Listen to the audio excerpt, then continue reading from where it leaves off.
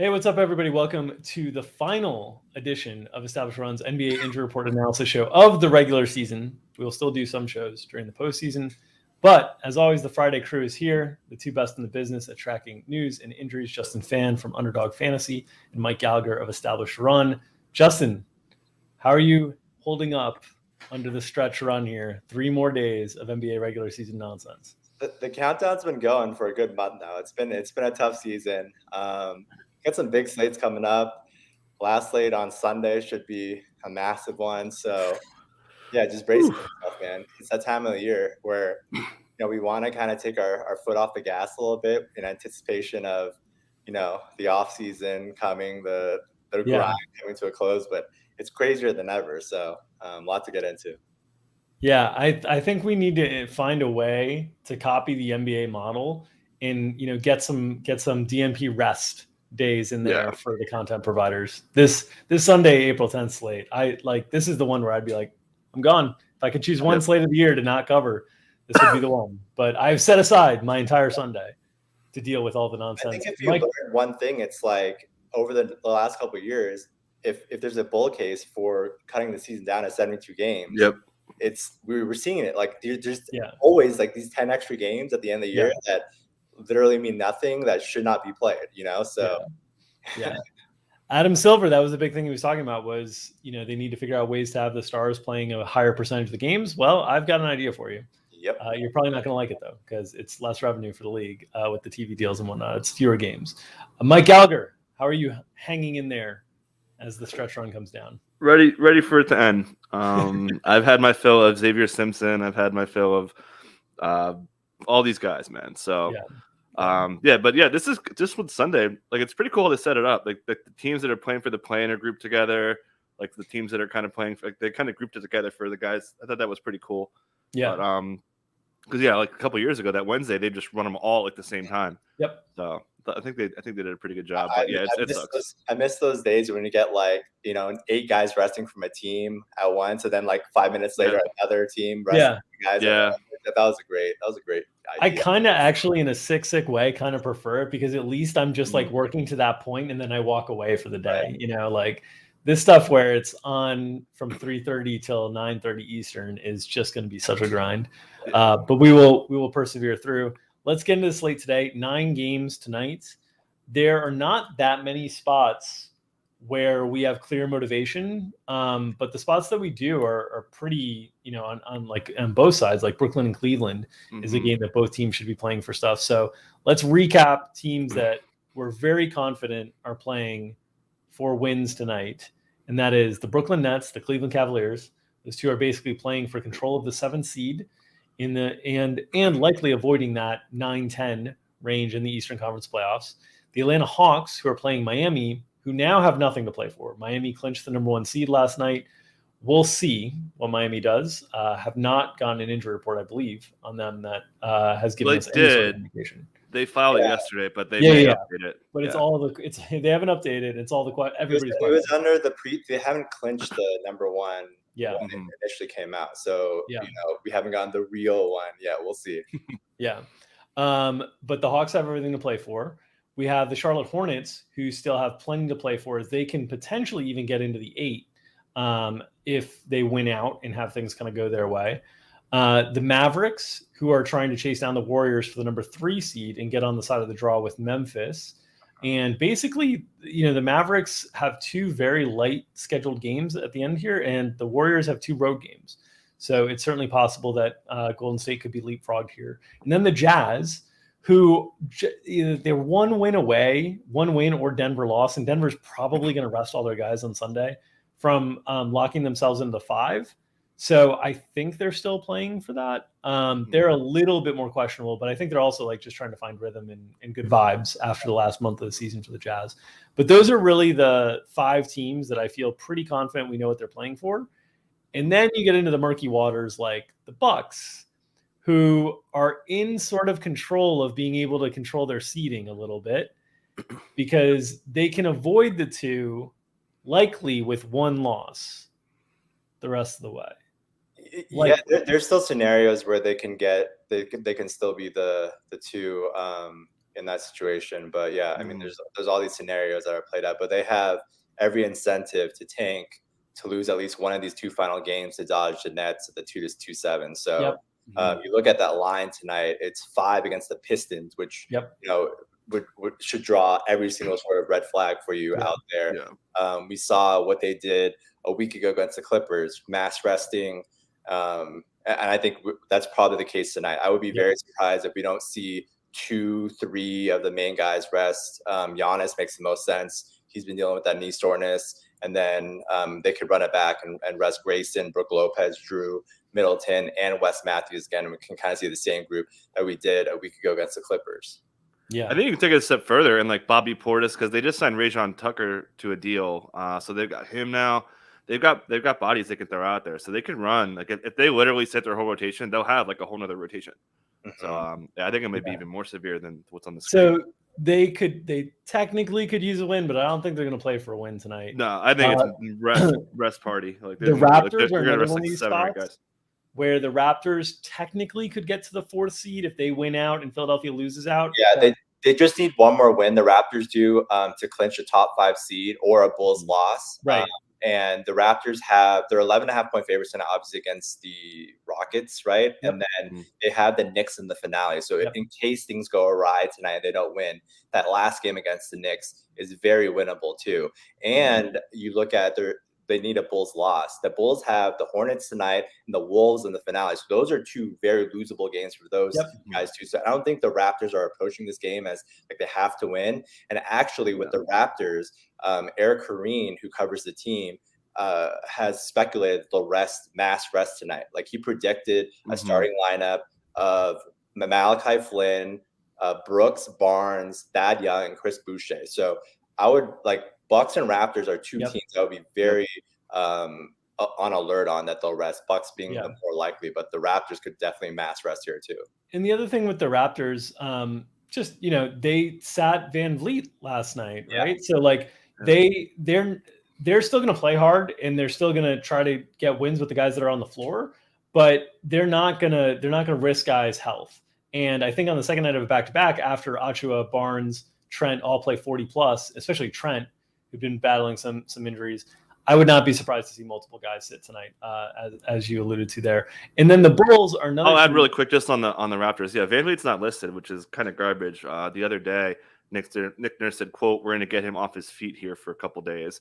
Like, it definitely feels like he's going to sit. Nurse did mention that they'll rest their guys on the stretch for what it's worth. Like a couple days ago, or earlier this week, he did say that. So we should be expecting that.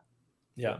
The Bulls in this spot where they could technically chase down the Raptors, but it seems unlikely. The Bulls things did go a little bit more in their favor last night with Minnesota being settled now. So they're going to get this game against Minnesota, but Minnesota's probably going to rest a bunch of guys in that game because they have absolutely nothing to play for. So if the Bulls want to push it, they still can. I'm shocked at why they would, given like Zach LaVine is clearly managing stuff for the finish line. They had to play without Caruso last game. DeRozan's carried an unreal workload for a veteran player during the course of the season. Like, I'm shocked that they continue to press here, but the injury report looks pretty clean once again. So here we are. LaVine needs to sit, man. I mean, this knee looked terrible on Wednesday. I mean, he gutted it out. He played like upper 20s in that blowout, but man, he does not look right at all. And he's been popping up all sorts of times on the injury report as of late with this knee soreness, obviously lingering and still bothering him. So like you said, like, man, they really need to start looking at trying to get healthy with LaVine and Caruso if they want any chance at advancing past the first round. Yeah. Donovan says he wants to get rhythm and all that stuff that you hear coaches say. So he apparently wants to play him. But and LaVine needs to sit, but he's going to play. It sounds like. Yeah, situation to monitor though, and obviously that is an important game for Charlotte. So Charlotte's going to go all out. We'll see what happens with Chicago. But the injury report looked like the Bulls are still trying. I don't know why. Okay, in terms of teams that have incentive to lose, our favorite teams to discuss. We know the Thunder. We know the Blazers. We know the Rockets to some extent. Obviously, the Rockets have been playing. They've been playing their young guys. They haven't been like full out tanking. You don't have to try really out of their way to bet KPJ and Jalen Green and lose by 20. Yeah, they're very skilled at this already. They've got the right roster to do it. So I don't think we'll see anything different from those teams than we've seen of late, which, right, the Blazers have been playing kind of like almost in a way like preseason type games where like guys get upper 20s, low 30s, but nobody's going super crazy. That could change tonight with Chris Dunn being ruled out. They are a little bit thinner at the guard spot, so you could see Keon Johnson really run quite a bit tonight. Maybe Brandon Williams, although he's been a little bit too good to get the high minutes of late. And he's injured. He's been playing through injury. Yeah. He's not listed, but he was limited in the last game. Yeah. The Thunder obviously are just going to play the guys that they sign off the street. We'll see if they sign more off the street later today. Like that's the way we deal with the Thunder these days. But some new addition. Oh, the Pistons as well. The Pistons, we'll see. They are impossible. That's one we should get into, right? For sure. Because for sure. Like last game, we were thinking maybe Cade gets scaled back, but it looks like he actually was hurt that game against the OKC with that injury. Obviously missed the next game, and then he got up all the way to 39 minutes, 38 and a half last game. He played the entire first quarter, entire third quarter. Sadiq Bey pretty much played like the first 10 minutes of the first quarter, first 10 minutes of the third quarter. Like this is a spot where we were kind of expecting these guys to kind of be scaled back and them to start running their bench guys. But today, no Saban Lee, no Pickett. We're getting some depth back with Kelly Olynyk and Rodney Magruder. But this is a spot where you probably still have to expect, low 20s, mid 20s for Cade. I mean, you look at the last 8 games that Cade's played where he's been healthy. 38, 35, 32, 37, 35, 35, 36, 36, his minutes. Like he's been running. So if he's healthy, I would expect like mid 30s, I guess, in this spot. They shouldn't be, they have nothing to play for. Yeah, 2 things I'll add. Yeah, he hurt himself in the Brooklyn game. He fell down. Isaiah Stewart gave him credit for gutting it out the last couple games, and that's why they said they kept him out for OKC. You could believe him or not. And then to your point, the G League guys are not coming up. They're playing for the Motor City team and the G League. They're in the playoffs tonight, so they'll be playing there. They can't be in 2 places at once. So there's pretty good minutes floors here. We'll see what the Bucks do, but I agree that there'll be a lot of minutes probably for Cade. Don't feel great about Bay with some depth there. I think Stewart's probably pretty safe. I think Killian, if Corey Joseph doesn't go, I think Killian's minutes could be really good. Well, Stewart has Olynyk now pushing him, so but I'm not worried about him as much as the young guys. What are we thinking on Kojo? Probably, I mean, he was upgraded questionable for the first time. He was doubtful and then straight out the last couple games he's missed. But I would lean towards him not playing, and we see Killian Hayes getting and then starting lineup. What do you think? Yeah, I agree. I just don't think they're going to play him. This is the team that gives me the biggest nightmares trying to project right now, because that OKC game was just so different than all the others that it's really hard whether to discount it entirely or bake in some of it. And if you bake in even a little bit of it, you lose 4 minutes off guys' projections immediately. So it's one of the trickier situations. I was thinking, if you looked at Gallagher, if you can go back to Detroit's schedule, the game log for Cade or whatever. A lot of the teams they had played around OKC were really good teams. So I don't know if they just kind of thought they could, against Brooklyn, against Philly, against Dallas, let these guys run and they're still going to lose the game anyway. And then they got kind of caught on the Philly game. They could win tonight, Dink. It's your They absolutely could. They definitely could win tonight. That is going to probably rest a lot of their most. That's my concern. That's my concern is that they might look at this this is like that OKC situation. Yeah, they've been excellent as dogs too, covering and they're dogs again today. So this is a spot where I could very easily see them just winning this game outright. Yeah, that's the one thing that I think they could look at this game and be like, oh yeah, this game's winnable. Let's scale everybody back again. Right. That's my one concern. So. But I don't know, that OKC game is such an outlier situation to try to prognosticate going forward. Let's talk about the 2 teams that also have incentive to lose. One that appears to have just realized this now, Washington, and the other, the Knicks, who never are going to realize this, who are playing tonight. Washington is sitting Kristaps Porzingis. They're sitting Kentavious Caldwell-Pope. They've called up all their G League guys. Could get ugly with Washington. We could see some weird stuff tonight. The Knicks, they're kind of out of bodies. At least bodies that Tibbs is willing to even play. They signed Farron Hunt and I don't think Tibbs. Archie Diacono, yeah. I don't think Tibbs will play Archie Diacono. Tibbs loves Archie Diacono. He'll keep playing him. But yeah, like they seem to be out of body. So Toppin played 43 minutes last game when Mitch was ruled out. Mitch is out again, along with Julius Randle. Grimes is questionable. So they seem to be playing I know it doesn't look like it when you watch the second half of Knicks games, but they seem to be playing like they're trying to win. And because that's like Tibbs' DNA here. And you can see 43 minutes from Toppin, 38 for Burks, 45 for RJ Barrett, basically a 7-man rotation.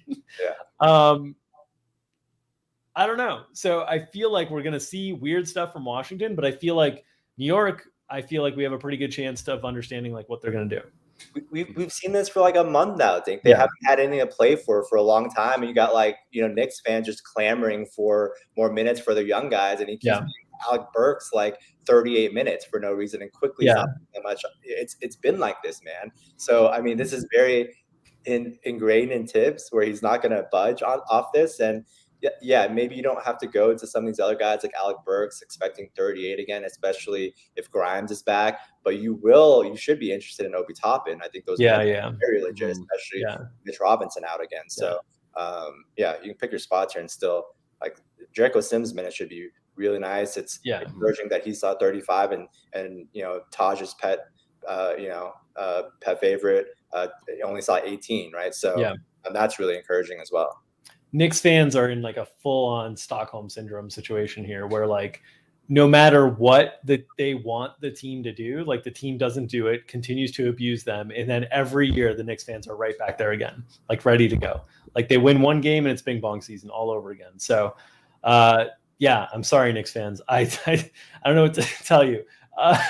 Sean George. I'll add that the Knicks have actually, since the break, they have improved their winning percentage. While they actually had the same exact winning percentage as the Blazers. My God, look at this! Like they just like the gap, 10 win percentage points. Man. Like what an expert job, man! Like Sean George notes, Knicks are only 3.5-point favorites tonight. I don't know if you can ever trust the Knicks to cover anything, but every single indication from the Wizards is they are not trying to win this game, and every indication from the Knicks, the way they've played for the last month and a half, is they're trying to win any game they can win. So if you're into betting motivation, I like the 3.5.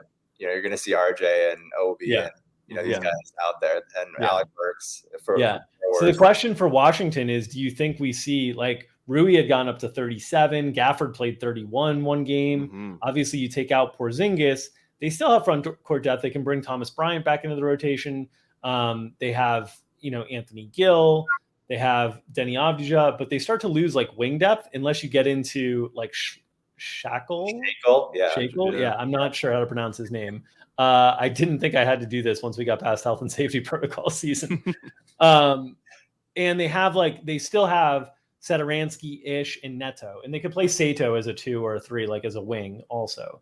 Yeah. So like they have a lot of guys, which is just a way of saying like Washington guys are probably going to project pretty well today, because you're going to take Porzingis out, you're going to take KCP out, and it looks like they've been playing their guys' main minutes. Like Avdija's gotten to low 30s, Kispert's gotten to low 30s, Hachimura's gotten to high 30s at times. Like it's going to be hard to scale them back too much, so they're going to look really good in projections. But I don't know. They got a lot of bodies, and this is the first time they've shown any willingness to tank and pull the plug, and that makes me nervous. Yeah, so I'm counting 13 available, right? So they got Sato, Kispert, Avdija, Rui, Gafford, Ish, Neto, Gill, Bryant, and then Kerry Jr., Winston, Todd, and Shackle, right? So they have 13 available. I would say just like on a high level, it does make sense for them to continue giving Kisper, Denny, and Rui minutes. Those are young guys that they need to start developing, young guys that have missed, especially with Rui missing a chunk of time to start the season. So I don't think that the minutes floor is like that drastically low on those guys. I feel decently good about all those 3 guys playing, upper 20s in terms of minutes. I would say my favorite out of these 2 is probably Denny and Rui, because Kispert really doesn't do anything but score and hit threes. I mean, how do you feel about Gafford? Like you said, he got up to 31.5 on Tuesday, but they still have Thomas Bryant. I don't know health on Gafford and Bryant, and them saying specifically that Vernon Carey Jr. would be available was like a little bit of they've been willing to play 3 centers, right? Like they did that for the last 2 years. They've been willing to play 3 centers at a time. So a little bit concerned on that front. But obviously, like, Gafford's really cheap and really, really good on a per minute basis. And we saw him play 31 like 2 or 3 games ago. So that's the one thing where I'm like, but it's really hard to project. I think we have him at 25 right now. I just don't know. Yeah, going into the weeds here. Yeah, got the Capital City Go-Go game from last night. This is what we do here, guys. We look at G League box scores. Shakel, 37 minutes last night, so that's interesting. They've got him available. They got Todd. Cassius Winston didn't play much. He'll probably be in the mix. And like Dick and I were talking about this. Like, did they go OKC Thunder last year, where they played like their whole roster? Right. I think that's possibly in the cards. And I'll add, I'm very nervous about Ish Smith playing at all. And we'll see what's up with Sadaransky. Like, I feel like they may get Neto back in there. So like Ish Smith is like a hard pass for me. Yeah, they have so many bodies. So pay attention to starting lineups. Those can always be clues. And just to close, your guys' general thoughts on Denny and Rui tonight. I think I like Denny a lot more than I like Rui. Okay. Rui makes me nervous just always because they have managed him from an injury perspective in the past. Denny, they've never done any of that stuff. And also Denny's like a better permanent player. And he's like, Denny showed a lot of growth in the second half of the season with offensive like aggressiveness and assertiveness. So I still would be good with Denny.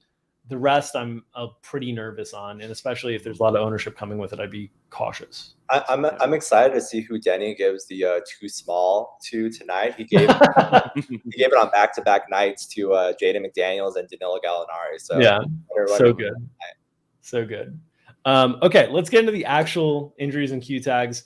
Miami has Dedmon, Haywood, Caleb Martin, Markieff Morris, Gabe Vincent, Omer Yurtseven.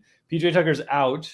All those other guys are questionable. There could be a lot more because, as we alluded to, Miami has nothing left to play for. It is their last home game of the season. I don't know if that matters at all to them in terms of like giving the fans one last look at Tyler Hero, Jimmy Butler, those guys. I think Hero is probably fine. Yeah. I think Jimmy will probably play. But I don't think you'll see the really, really heavy minutes. They've always had enough bodies to be able to manage minutes. I think they'll kind of slide or glide into the glide into the playoff break. The other thing you have to remember at this time is if guys aren't hurt, like a team like the Heat wants these guys to get competitive rhythm regardless, and it's going to be a full week until the Heat play again. So I think these guys are probably that aren't on the injury report, I think are probably okay and then might rest the finale. But I don't think anybody's playing like 36, 37, 38 minutes. I think it's going to be kept to like 30 to 33 type thing. Yeah, I think that's right. Good. That. This projects to be a close game too against the Hawks, and I'm a little surprised it's only 2. Kind of speaks to the Hawks. They're really motivated to play. They're still only favored by 2 against a Heat team that has nothing to play for. So I would say, probably fullish minutes for the other guys, maybe, and then scale it back like 2 or 3. That's kind of how I'm approaching it. But yeah, I mean, it should be close to full for the most part, I would think. I think it's like kind of a low-key win for the Hawks. Like if you're looking at players you want to attack in DFS, because whoever Miami puts out is like good, So no matter any way you slice it, I think this game's gonna be close. So Trey played, I think, 19 first half minutes in the last game. Like he could be really, really, really busy, especially with Bogdan getting a midday Q. Kind of getting ahead of myself there. But basically we'll be reporting back on this. We're going to get an injury report in a couple minutes. There may be some stuff on there for us. Well, why don't we touch those Qs with Bogdan Q for Bogdan for Atlanta. Bogdan's been Q forever. I mean, I don't treat his Q that seriously. Yeah. He's always Q. He's game time decision and will play. He just doesn't miss games. Yeah. He's been playing through it. And maybe they realize they're kind of cooked, or that I don't know. I think there's a chance he sits, but just getting the midday Q gives me a little bit more pause. Yeah. Other big game in terms of the play-in stuff with a big Q tag, Evan Mobley is questionable for Cleveland, and obviously it makes a big difference. Not only if he's available tonight, but I wanted your guys' take as well. If you think Moses Brown has played well enough to have Mobley kind of playing at the 4 at all and like shifting back to LeVert off the bench. The matchup doesn't really dictate it against Brooklyn. You both are shaking your head, so you both think Mobley is starting at center if he is back tonight. They need to get him ramped up, and they need to get him as many reps as possible. Like there's time running out. He missed 5 games recently with them. They're heading into the playoffs, so he needs to get his rhythm back. So I think there's any time, maybe like if this is like 2 weeks ago or something, they have they can afford like some ramp up, build up time. But they're just gonna kind of go. Bucks are light. Bucks only got Giannis questionable. Yeah, that's surprising. That doesn't mean anything. True. And then Miami didn't change. We'll get the Bucks starting lineup and Middleton, and then we'll know, and will not be starting, and they'll be like, oh yeah. Oh, big update on the Lakers, man. Mason Jones questionable after dropping 38 last night in Ontario, California. We'll get to your boy Mason Jones and the Lakers in a little bit, but you guys are both expecting Mobley to return tonight. Yeah, I'll add. What are we? Yeah, so the Shams report was like fully plans to play, unless he suffers some sort of setback or something in pregame warmup. So we're thinking, what are we thinking in terms of minutes? I have him right now for like 32, 33, like low 30s. I think that's right. So Bickerstaff said that he's not going to get full right away. He's going to need a couple games to ramp up to get into where they want him. So we saw Mobley play a ton earlier. So I think the high side's probably like 35 and the low side's probably like 29-ish. So right there with you. So full practice.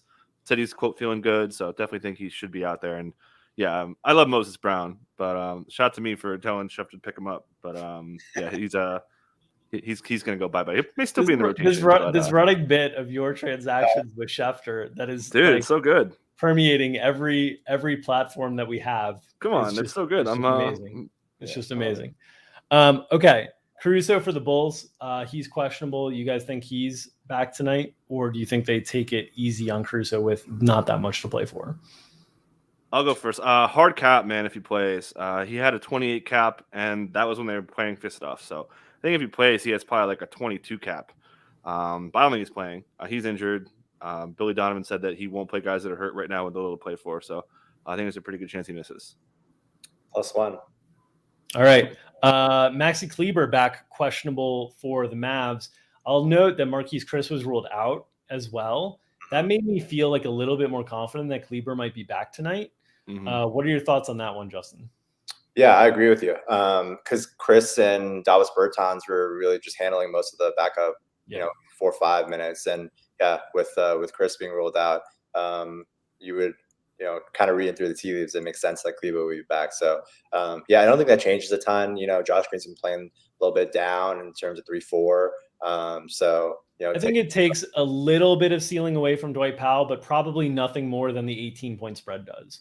Like probably maybe Dwight Powell without Kleber can occasionally get up to like 32, 33 in the right scenarios. With Kleber, maybe he gets to 30. But in this game, regardless, because it's probably not going to be competitive in the second half, he's probably going to be mid-20s. You're underselling the spread, by the way. It's like it's almost touching 20. It's like is it? Has it moved even more? Yeah. Dude, the Blazers, my God. Yeah, I'm so proud of them. They've done an excellent job. Like that guy should be immune from any punishment for whatever happens with the rest of the way. They have done a very good job at tanking. All right. Corey Joseph, we talked through Precious Achiuwa after 40 minutes last night.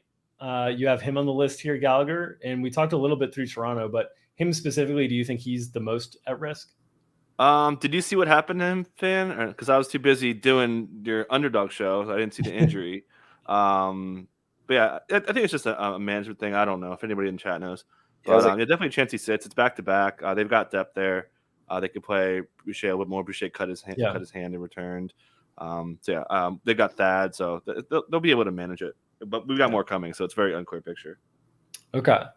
All right, the Blazers and Bucks had not submitted. You mentioned that the Blazers did, or the Bucks did while we were on the show with Giannis. And the Blazers did just before we hopped on too. So. Yeah. The Blazers did as well. Guys, Justice Winslow out, Chris Dunn out. Yes. Yeah. Okay. Any other injury news that you guys wanted to tackle before we get out of here for the last? Oh, the Lakers ruled out AD, Russ, Melo, LeBron. All was expected for me, at least. I had no doubts that they were going to do this. So it's the THT show once again. He and Malik Monk and those guys will play as much. But your boy Mason Jones, wants to crash the THT party in your mind, Gallagher. What do you got for us on Mason Jones, who apparently is questionable as well? Is that an intention, like a tea party, like you're having a THT party? A THT party. That is well played, sir. Yeah, I love THT, man. Shout out to me. I told Schefter to pick him up yesterday.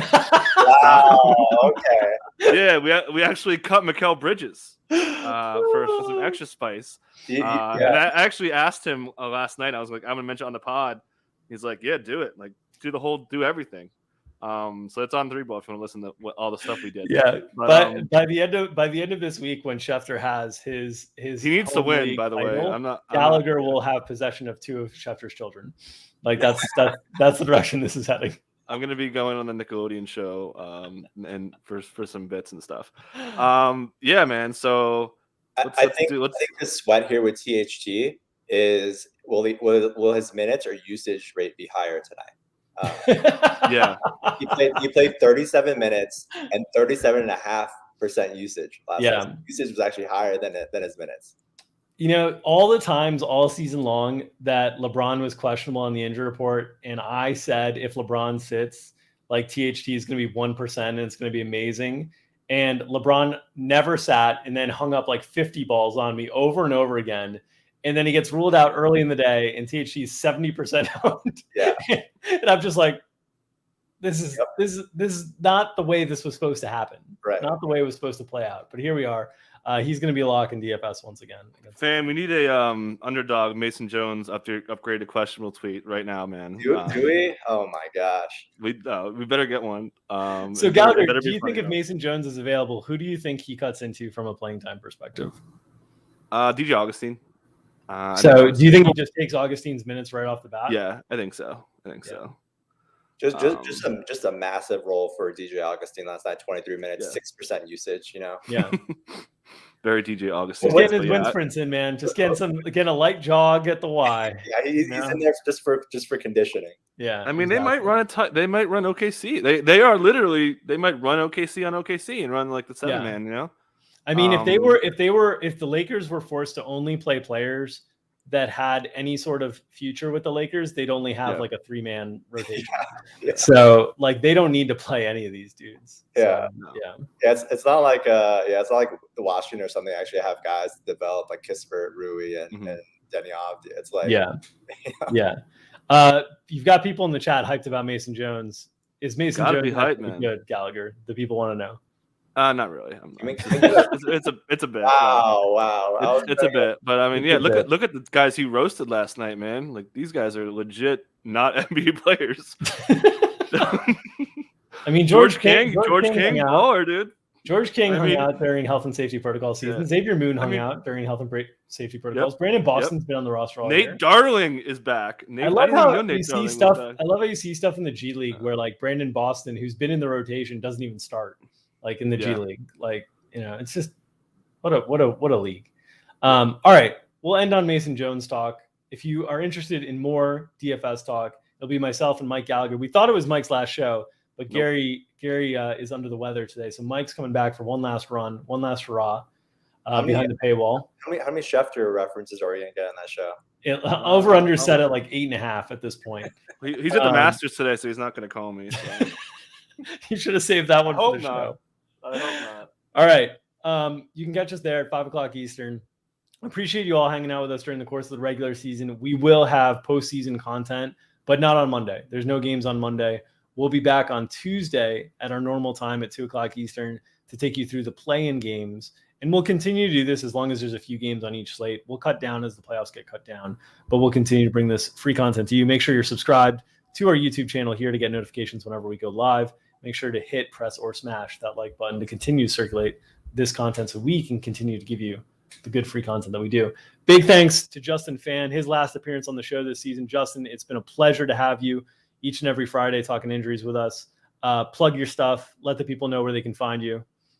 Yeah, it's been fun, boys. Thanks for having me. Excited to keep this going, and always a great time hanging out. So just follow us on _NBA, and then we're starting MLB as well, getting the lineups, getting the news out there. We've been double dipping. It's been a crazy couple of days. We got 4 days of overlap between NBA and MLB regular season. So MLB's the focus right now.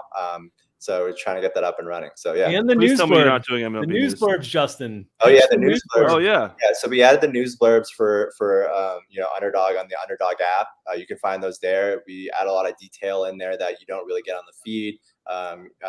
Some color, and we'll be adding a lot more to the Underdog app coming up soon. Really excited about the stuff we have that'll be ready for the next for the start of NBA season.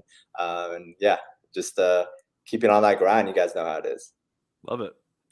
Definitely miss the Borb streets sometimes. But. Mike Gallagher, Adam Schefter's co-manager, we want to thank you for taking time away from his squad during the course of the regular season to be on with us here My each pleasure. and every day. Love the Adam, grind. that's my Twitter bio for sure. Look forward to the postseason with you. We will be back on Tuesday with another edition of Established Run's NBA Injury Report Analysis Show. Hope everybody has a great weekend. Enjoy the rest of the regular season if you enjoy crappy basketball. If not, we'll see you next week for the play-in and the playoffs. Take care, everybody.